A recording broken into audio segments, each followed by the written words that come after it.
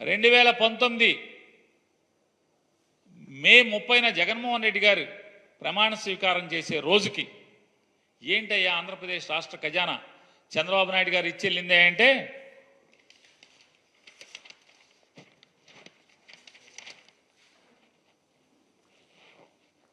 ఇది నారా చంద్రబాబు నాయుడు గారు జగన్మోహన్ రెడ్డి గారికి అప్పచెప్పినటువంటి ఖజానా ఆయన ప్రమాణ స్వీకారం చేసే రోజుకి.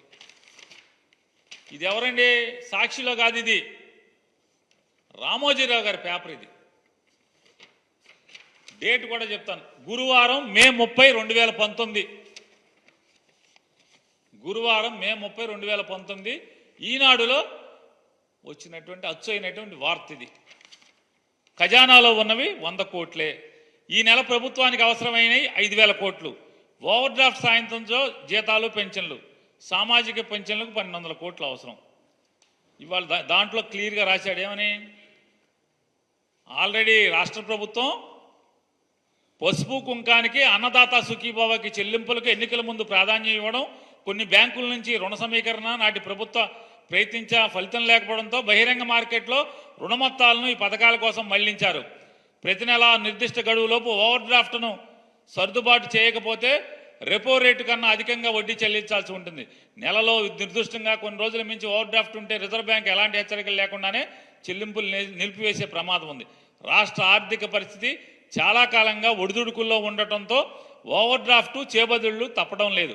నిజానికి బడ్జెట్కు అనుగుణంగానే ఖర్చులకు పరిమితమై ఉంటే ఈ పరిస్థితి వచ్చి ఉండేది కాదని, కిందటి ఆర్థిక సంవత్సరం చివరిలో ప్రభుత్వం సామాజిక సంక్షేమం కోసం తీసుకువచ్చిన కొత్త పథకాల భారం వల్ల ఆర్థిక పరిస్థితి ఇబ్బందుల్లో పడిందని ఆర్థిక శాఖ అధికారులు చెప్తున్నారు. రామోజీరావు గారు రాసింది 2019 మే 30న. ఇది మన భాగోతం చంద్రబాబు నాయుడు గారు. మన 40 ఏళ్ల ఇండస్ట్రీ.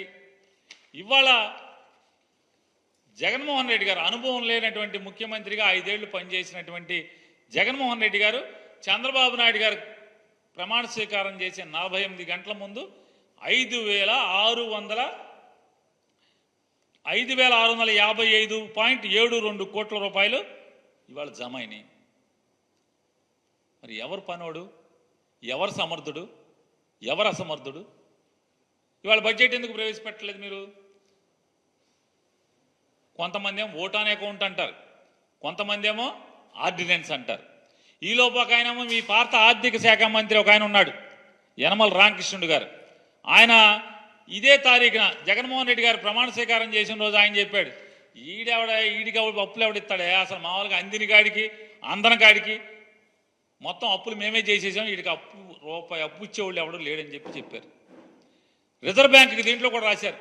రిజర్వ్ బ్యాంకుకి కాగితం ఇచ్చారు, మళ్ళీ వచ్చే నెలలో మేము అప్పుకు రాము అని కూడా రాసిచ్చారు. ఇన్ రైటింగ్ చంద్రబాబు నాయుడు గారి ప్రభుత్వం ఇన్ రైటింగ్ మేము మళ్ళీ అప్పుకు రాము అని కూడా రాసిచ్చినట్టుగా కూడా రామోజీరావు గారు కూడా చెప్పారు.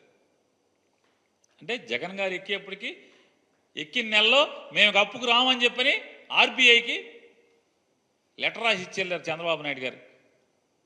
మరి ఇవాళ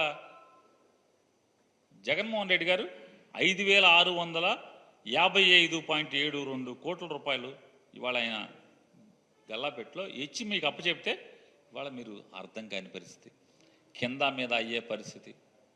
ఇవాళ 40 ఏళ్ల అనుభవం. ఎక్కంగానే ఒక ఆయన ఆర్థిక శాఖ ముఖ్య కార్యదర్శికి వేశారు. 19 రోజులకే ఆ శాఖ కార్యదర్శిని పీకేశావు, ఆర్థిక శాఖ కార్యదర్శి. ఏది చంద్రబాబు నాయుడు గారు మీ అనుభవం ఇదేనా? మీరు ఏరి కోరి వేసుకున్నటువంటి ఆర్థిక శాఖ ముఖ్య కార్యదర్శిని 19 రోజులకి ట్రాన్స్ఫర్ చేసేశారు. ఎందుకు ట్రాన్స్ఫర్ చేశారు? ఇప్పుడు బడ్జెట్ ఎందుకు పెట్టలేకపోతున్నారు? నాకైతే కొనపడేది ఒకటే, ఎన్నికల ముందు వరకు జగన్మోహన్ రెడ్డి గారి మీద విషం ఎక్కిచ్చారు, విషం చిమ్మారు. ఈనాడు, ఆంధ్రజ్యోతి, TV5, మీరు, పవన్ కళ్యాణ్ గారు అందరూ కలిసి, ఆఖరికి బీజేపీ వాళ్ళతో సహా పురంధేశ్వరి గారు కలిసి ఏమని 15 లక్షల కోట్ల రూపాయలు అప్పులు చేశాడు జగన్మోహన్ రెడ్డి గారు అని చెప్పని. ఇవాళ రేపు బడ్జెట్ ప్రవేశపెడితే మీకు చెప్పాలి కదా, ఎలక్షన్లు అయ్యి 30 రోజులు అయింది, 35 రోజులు. ఇప్పుడు రేపు మీరు బడ్జెట్లో చెప్పాలి జగన్మోహన్ రెడ్డి గారు దిగేప్పటికీ అప్పు ఎంత ఉందని. మరి 15 లక్షల కోట్లు కనపడాలి కదా. మీకు కనపడతలా. సెర్చ్ లైట్లు వేసుకుని ఎతుకుతున్నారు, ఫ్లడ్ లైట్లు వేసి ఎతుకుతున్నారు, అన్ని శాఖలు ఎతుకుతున్నారు. ఎక్కడ 15 లక్షల కోట్లు అప్పులు లేవు. నిర్మలా సీతారామన్ గారు చెప్పింది, అరే బాబు 4 లక్షల చిల్లర కోట్లేరా బాబు, ఊరుకోండి సావండి ఆపండి అని చెప్పిన ఆవిడ నిన్నగాక మొన్న కూడా చెప్పింది. ఇప్పుడు మీరు బడ్జెట్ ప్రవేశపెడితే మీ భాగవతం అంతా బయటపడుతుంది, మీ బండారం బయటపడుతుంది. జగన్మోహన్ రెడ్డి గారు ప్రెస్ మీట్ పెట్టి లేకపోతే రేపు అసెంబ్లీలోనే మిమ్మల్ని ఉతుకుతాడు. 15 లక్షల కోట్లు నా మీద విషం చిమ్మారు కదా, మరి మీరే అచ్చేసి చూపించారు కదా 4 లక్షల చిల్లర కోట్లు అని చెప్పని. అదొక మీకు పీకులాట. రెండో పీకులాట ఏంటి అంటే బడ్జెట్లో మీరు ఖచ్చితంగా మీ సూపర్ సిక్స్లా లేదా పవన్ కళ్యాణ్ గారి ఏంటది షడ్భుజమా ఏంటండి దాన్ని ఏమంటారు, ఏదో చెప్పాడైనా అష్టదిగ్బంధనమా ఏదో చెప్పాడు, షణ్ముఖ వ్యూహం మిత్రుడు చెబుతున్నాడు. ఆయన జనసేన బీటే అందుకు చెప్తున్నట్టు మాకు షణ్ముఖ వ్యూహం, సూపర్ సిక్స్, షణ్ముఖ వ్యూహం, ఈ రెండు ఎంత బడ్జెట్, ఏ షణ్ముఖ వ్యూహానికి ఎంత పెడుతున్నావు, ఈ సూపర్ సిక్స్కి ఎంత పెడుతున్నావు, ఈ ఎన్నికల హామీలు ఏమేమి పెడుతున్నావు అనేది బడ్జెట్లో పెట్టాలి. బడ్జెట్లో పెట్టకపోతే ఏంటి దాని అర్థం, ఈ సంవత్సరానికి ఉష్కాకి ఈ పథకాలు ఏం లేవని ఆ బతుకు బయటపడిపోద్ది. అదే ఇప్పుడు ఆర్డినెన్సో లేకపోతే ఓటాన్ అకౌంట్ అనుకో, కుట్టు సప్పుడు కాకుండా ఏమి లేకుండా తప్పని పాస్ చేసేసుకోవచ్చు.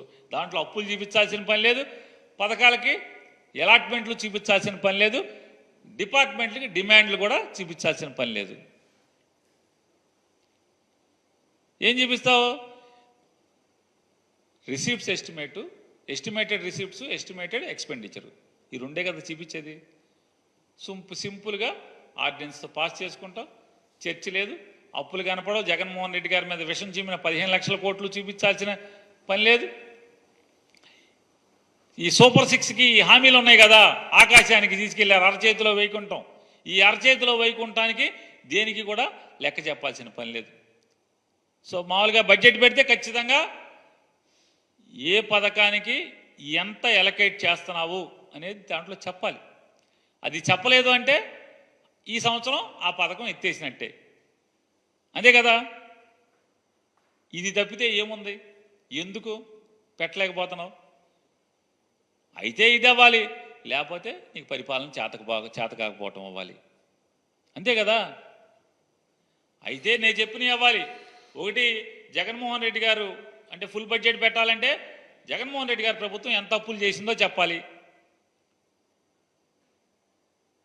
ఆ అప్పులేం 15 లక్షల కోట్లు కనపడతలేదు, అవి పెట్టకపోతే మన బతుకు బస్టాండ్ అయిపోద్ది, అలరైపోతాం. జగన్మోహన్ రెడ్డి గారిని అన్యాయంగా అన్నామని జనానికి తెలిసిపోతుంది, విషం చిమ్మామని జనానికి తెలిసిపోద్ది. రెండోది, ఈ సూపర్ సిక్స్లకి షణ్ముఖ వ్యూహాలకి ఎలకేషన్స్ పెట్టాలి, లేకపోతే ఈ సంవత్సరం ఎత్తేసినట్టే మీరు అఫీషియల్గా డిక్లరేషన్ అవుతుంది. కాబట్టి గుట్టుగా జనాల్ని ఇంకా నమ్మించుకుంటూ మోసాలు చేసుకుంటూ కాలం వెళ్ళదీసే కార్యక్రమం తప్పితే, నేను ఛాలెంజ్ చేస్తాను, సమాధానం చెప్పండి. ఈ తప్పితే ఏముంది మీరు? జగన్మోహన్ రెడ్డి గారిని తిడతం తప్పితే మీరు ఏం చేస్తున్నారు? ఇసుక అయిపోయింది కదా, ఉచిత ఇసుక కొండెక్కింది కదా, కొండెక్కేసింది. తల్లికి వందనం కింద మీద అవుతున్నారు కదా, ఒక కాగితం ఇచ్చారు, దాన్ని పేక పట్టుకుంటేనేమో అబ్బే తూచి అది కాదు ఇది కాదు ఇది కాదు అన్నారు. ఏది కాదు?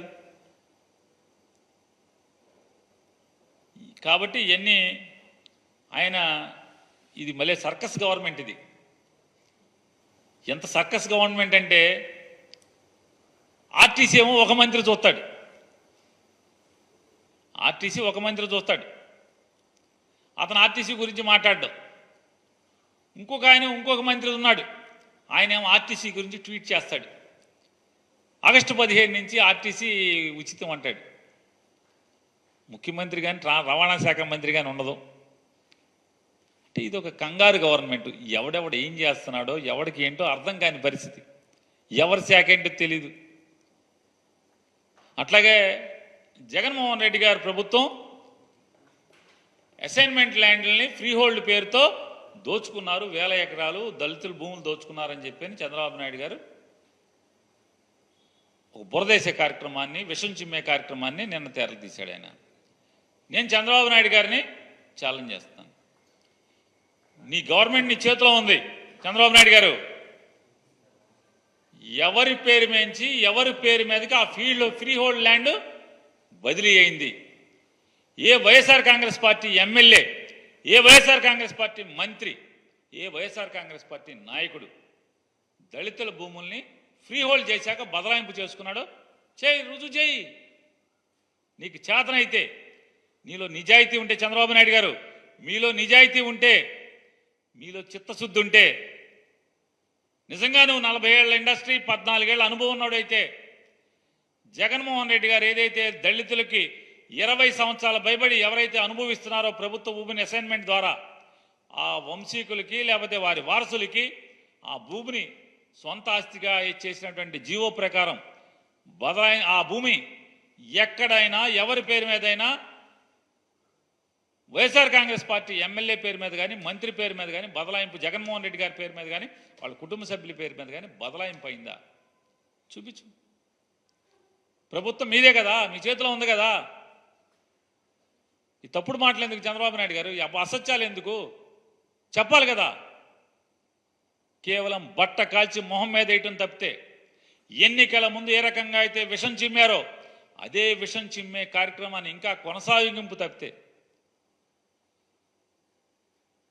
ఎస్ మీలో కలేజా ఉంటాయి, మీలో సత్తా ఉంటే, మీలో అనుభవం ఉందని చెప్పని మీరు ఏదో అనుకుంటున్నారు కదా. మీ అనుభవం ఉందే నిజమైతే ఈ సమాజం ముందు పెట్టండి. జగన్మోహన్ రెడ్డి గారి ప్రభుత్వం ఏ దళితుల భూమి, ఏ ఎమ్మెల్యే, ఏ మంత్రి బదలాయించుకున్నాడో పెట్టాలి కదా. స్టాంప్స్ అండ్ రిజిస్ట్రేషన్ నీ దగ్గరే ఉంది కదా, నీ ప్రభుత్వమే కదా. రెవెన్యూ డిపార్ట్మెంట్ కూడా మీ ప్రభుత్వమే కదా. ఎందుకు చేయలేకపోతున్నారు? ఊరికే భూములు దోచుకున్నారు ఎందుకు మాట్లాడుతున్నారు? ఆధారాలతో సహా కదా మీరు చెప్పాల్సింది. ఎందుకు చెప్పలేకపోతున్నారు? ఏం చేయాలో అర్థం కాదు, అలవ కాని హామీలు. ఇదే మరి 5-10 కుర్రాడితో పోటీ పడి ఆ కుర్రాడిని నాశనం చేయటం కోసం విషం చిమ్మి, దుష్ప్రచారం చేసి, జనం మెదడులోకి విషాన్ని ఎక్కించి జనాల్ని లోబర్చుకోవటం కోసం, అధికారాన్ని ఏదో రకంగా సంపాదించడమే, పొందటమే దిక్కుమాలిన మార్గంగా మీరు ఎంచుకుని ఈ అలవకాని హామీలు ఇచ్చి వాటిని అమలు చేయలేక దిక్కులు చూడటం తప్పితే ఏముంది? వాళ్ళు మీరు 35 రోజుల్లో చేస్తున్నది అంతే కదా. ఈ 35 రోజుల్లో చేసింది ఏంటి? ఇయే కదా. ఇప్పటికే మీరు ఎంత అప్పులు తెచ్చారు? ఓన్లీ రిజర్వ్ బ్యాంకుల నుంచి, ఓన్లీ రిజర్వ్ బ్యాంక్ దగ్గర 10,000 కోట్లు ఎంత తెచ్చినట్టున్నారు ఒక్క రిజర్వ్ బ్యాంక్ దగ్గర నుంచే. అసలు ఆంధ్రప్రదేశ్ రాష్ట్ర ప్రభుత్వం అప్పులు చేస్తే అదేమైనా చేబోదుళ్ళు ఉంటాయా? క్యాష్ తెచ్చుకుంటారంటే ఎక్కడన్నా? నిర్మలా సీతారామన్ గారు ఉంది కదా, ఒకసారి ఇవాళ కూడా ఢిల్లీ వెళ్ళారు కదా, ఒకసారి వెళ్ళి అడగండి. ఆవిడ నిన్నగాక మొన్న కూడా చెప్పారు ఆంధ్రప్రదేశ్ రాష్ట్రానికి అప్పు ఎంతో తెచ్చుకోండి బ్యాంకుల దగ్గర నుంచి. ఆర్బీఐ గేట్వే ఉంది. ఆర్బీఐ గేట్వే ద్వారా కాకుండా ఎక్కడి నుంచైనా అప్పు తెచ్చే అవకాశం ఉందా రాష్ట్ర ప్రభుత్వాలు? అన్ని బ్యాంక్ ట్రాన్స్ఫర్లే కదా, తీసుకోండి. ఇవన్నీ జగన్మోహన్ రెడ్డి గారి మీద విషం చిమ్మటాకి 14 లక్షలు 15 లక్షల కోట్లని ఇవాళ అవి చూపించలేక తెల్లమొహాలేసి ఈ హామీలను అమలు చేయాలి, ఎట్టా అమలు చేయాలో అర్థం కాక నేల చూపులు, బిత్తర చూపులు, ఆకర్షణ చూడటం తప్పితే, జగన్మోహన్ రెడ్డి గారిని బూతులు తిడటం తప్పితే వేరే ఇంకేమనుందా? లేదు కదా. ఏమైంది నీ అనుభవం? ఎందుకు ఫుల్ బడ్జెట్ ప్రవేశపెట్టలేకపోతున్నావు? మోడీ గారు ఫుల్ బడ్జెట్ ప్రవేశపెడుతున్నాడు కదా. మోడీ గారు ఫుల్ బడ్జెట్ ప్రవేశపెడుతున్నాడు కదా. ఎక్కడ ఏ రాష్ట్రంలో అనాదిగా భారతదేశంలో రాష్ట్రాలు ఏర్పడిన దగ్గర నుంచి, లేదా కేంద్ర ప్రభుత్వం ఏర్పాటైన దగ్గర నుంచి కూడా ఎన్నికల ముందు ఓటాన్ అకౌంట్ పెడతాం, ఎన్నికలైన తర్వాత వచ్చినటువంటి ప్రభుత్వం ఫుల్ బడ్జెట్ పెట్టేటువంటి సాంప్రదాయమే కదా, కొత్తగా ఎక్కడ జరగట్లేదు కదా అది. ఎందుకని ఫుల్ బడ్జెట్ పెట్టలేకపోతున్నారు? భారతదేశంలో ఇంత అసమర్థ ప్రభుత్వం ఎన్నికలైన తర్వాత కూడా ఫుల్ బడ్జెట్ ప్రవేశపెట్టలేనటువంటి రాష్ట్ర ప్రభుత్వం ఒక్క ప్రభుత్వం ఎక్కడ చూపించండి మీరు. 29 రాష్ట్రాల్లో ఒక్కటి లేదు. పోనీ కేంద్రంలో ఎప్పుడన్నా జరిగిందా? మన్మోహన్ సింగ్ గారు 10 ఏళ్ళు, మోడీ గారు 10 ఏళ్ళు, ఇప్పుడు 11 ఏడు. ఎప్పుడన్నా ఇది రకంగా జరిగిందా? ఎక్కడా లేదు కదా. కాబట్టి మీ 40 ఏళ్ళ ఇండస్ట్రీ, 14 ఏళ్ళ అనుభవం ఈ రాష్ట్రానికి ఏం మేలు చేసింది, ఏం ఉపయోగపడింది? మీరు సంపద సృష్టిస్తానని చెప్పని కబుర్లు చెప్తున్న మీరు 2014 నుంచి 19 దాకా సంపద సృష్టించింది ఇదైతే. జగన్మోహన్ రెడ్డి గారు అనుభవం లేనటువంటి ముఖ్యమంత్రిగా మొదలుపెట్టి 5 ఏళ్లలో మీకు అప్పచెప్పేప్పటికి 5,655 కోట్ల రూపాయల్ని నీ ఖజానాలో అప్పచెప్పి వెళ్ళినటువంటి సమర్థవంతమైన ముఖ్యమంత్రి జగన్మోహన్ రెడ్డి గారు. కాబట్టి విచారించాలా, నవ్వాలా, ఏం చేయాలో కూడా అర్థం కాని పరిస్థితిలో మీరు ఉంటాం. మీ అనుభవం ఏమైపోతుంది? ఫుల్ బడ్జెట్ ప్రవేశపెట్టలేనటువంటి అత్యంత సమర్థమైనటువంటి అత్యంత అనుభవం ఉన్నటువంటి రాజకీయ దురంధుడు మీరుగా చరిత్రలో మాత్రం ఖచ్చితంగా మీరు లిఖించబడతారు.